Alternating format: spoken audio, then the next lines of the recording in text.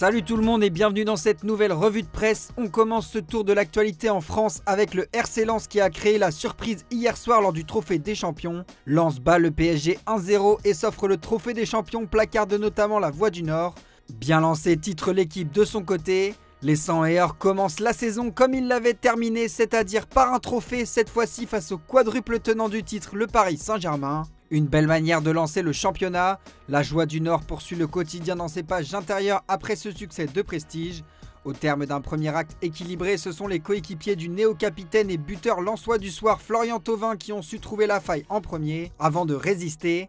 Réduit à 10 après une intervention appuyée du jeune Kylian Antonio sur Marnès Akliouche avant la pause, les hommes de Dino Topmöller ont ensuite bluffé tout le monde en parvenant à résister au retour des Parisiens malgré l'infériorité numérique et la domination parisienne. Un match disputé et marqué par un arbitrage de Monsieur Pignard qui a fait débat, comme ne manque pas de le souligner l'équipe qui revient sur plusieurs situations litigieuses. L'exclusion de Kylian Antonio d'une part jugée discutable par certains, mais aussi celle de Nuno Mendes à quelques minutes du terme pour un coup de coude sur Michael Scoras très contesté par les Parisiens. Sur cette action, en revanche, le quotidien tranche en faveur de l'arbitre en indiquant: c'est à se demander pourquoi, c'est un geste volontaire qui méritait l'expulsion. Ce genre de faute en Ligue des Champions mérite rouge et 2 matchs de suspension et Mendes est suffisamment expérimenté pour le savoir. Enfin, si le score en est resté là, les Lensois ont vu leur deuxième but inscrit après une belle action collective finalement annulée. La cause, l'arbitre n'a pas laissé l'avantage et avait déjà sifflé une faute contre les Parisiens, une décision sans conséquence à l'arrivée. Autre détail important, l'absence de Bradley Barcola et Ibrahim Mbaye, tous deux en instance de départ. Malgré leur présence initiale dans le groupe parisien, c'est depuis la tribune que les deux attaquants ont vécu la défaite de leur partenaire. Questionné au sujet d'un potentiel départ de Bradley Barcola après la rencontre, Luis Enrique a botté en touche en remettant ses explications à plus tard.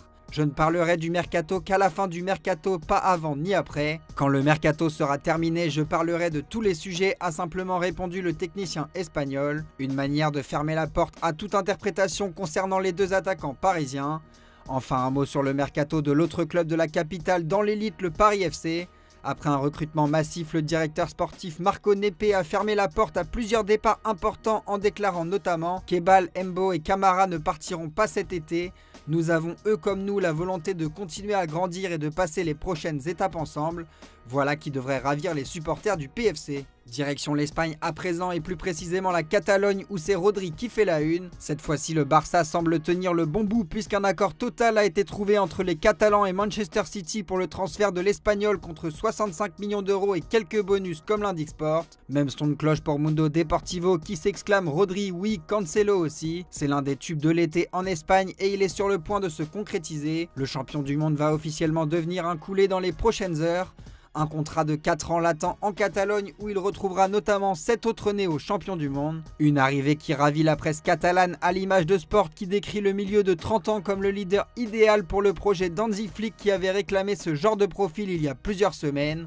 Pour le média, le départ de Lewandowski et Ronald Araujo ont rendu encore plus importante la signature d'un joueur d'expérience pour guider la jeunesse catalane. Et c'est désormais chose quasi bouclée alors que l'Espagnol est attendu à Barcelone ce lundi aux alentours de 19 h selon plusieurs sources espagnoles après avoir passé sa visite médicale avec succès à Manchester. Outre le dossier Rodri, le Barça a disputé un match de préparation hier. Victoire 5-2 face à Bâle grâce notamment aux nouvelles recrues. Manita des nouvelles recrues, s'exclame Sport alors que Karim Adeyemi a ouvert son compteur but tout comme Jesse Bissiou, auteur de débuts stellaires et double buteur en seulement 11 minutes passées sur la pelouse. Et les deux néo-catalans ne sont pas les seuls à s'être illustrés, c'est aussi le cas de l'Égyptien Hamza Abdelkarim, également buteur et décrit comme une réelle alternative au poste de numéro 9 par Sport. Arrivé en provenance d'Al-Ahly cette année, l'attaquant de 18 ans pourrait avoir un rôle dans cet effectif alors que le Barça cherche toujours un numéro 9 de premier plan, tandis que le dossier de Julian Alvarez semble avoir du plomb dans l'aile. Un mot sur le Real Madrid qui disputait également un match de préparation remporté 3-0 face à Schalke, un match qui marquait le retour de Kylian Mbappé qui n'a pas tardé à s'illustrer. Mbappé brille avec Mourinho, placard de As qui poursuit dans ses pages intérieures. Mbappé commande dans le Real de Mourinho. Aligné d'entrée, le Français a profité d'une erreur de la défense allemande pour ouvrir son compteur cette saison après seulement 6 minutes. Auteur d'une première mi-temps de bonne facture, il a cédé sa place à la pause à Carlos Espi, également buteur. Et si le Français est apparu en jambes, la presse espagnole ne manque déjà pas de lui mettre la pression pour la saison à venir, alors que ce dernier a déclaré que cette saison serait celle des trophées pour Madrid à l'image de Marca. Si Kylian veut prétendre au titre de légende du Real Madrid, une grande partie de cette conquête se fera d'ici au mois de juin. Et il a tout en sa faveur puisque le club l'a entouré des meilleurs acolytes possibles et le meilleur de tous, Mourinho. La troisième doit être la bonne. Son de cloche partagé chez la Cadena Ser où le célèbre éditorialiste Thomas Roncero s'attend aussi à voir Mbappé soulever un titre majeur au bout de cette troisième saison à Madrid. Je pense que la troisième sera la bonne. Au niveau des stades, Mbappé est unique mais il lui manque des titres. Je pense que ce sera pour cette année. Rendez-vous en juin pour faire les comptes, mais en attendant, José Mourinho lui est apparu satisfait de cette préparation couronnée de 3 succès en 3 rencontres avant les débuts en Liga face à l'Espagnol Barcelone le week-end prochain. C'était positif sur le plan collectif et individuel. Les idées tactiques commencent progressivement à se mettre en place. Le vrai défi maintenant, c'est de véritablement disputer les matchs qui comptent et se battre pour prendre des points. Direction l'Angleterre à présent où Arsenal a corrigé Manchester lors du Community Shield.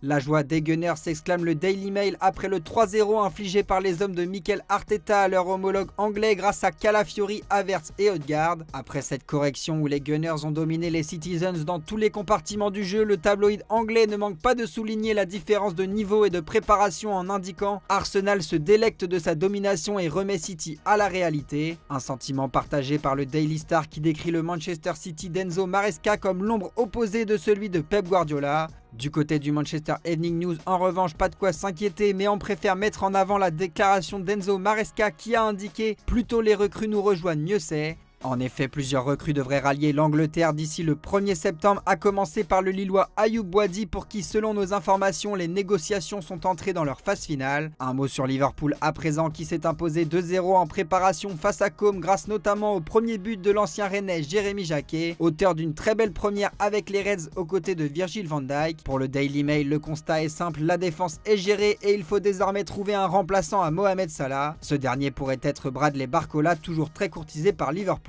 Direction l'Italie à présent avec le portier de Tottenham Vicario qui se rapproche de plus en plus de la Juventus comme le mentionne le Corriere dello Sport. Après l'échec de Suzuki, désormais en partance pour Aston Villa, la vieille dame a jeté son dévolu sur Guglielmo Vicario. La Juve espère ainsi conclure la venue du gardien de 29 ans en prêt avec option d'achat. Enfin, on conclut cette revue de presse en Allemagne avec le Bayern qui travaille déjà sur l'après Harry Kane. Et selon Bild, les Bavarois rêveraient d'Erling Haaland dans 2 ou 3 ans. Une opération aujourd'hui très difficile financièrement mais que la nouvelle puissance économique du club pourrait rendre envisageable à terme. Une perspective encore très lointaine et hypothétique mais que les nouvelles capacités financières du Bayern permettent désormais d'envisager. Voilà, c'est la fin de cette revue de presse. Merci à vous de l'avoir suivi et on se retrouve en fin d'après-midi pour le JT Foot Mercato. Ciao.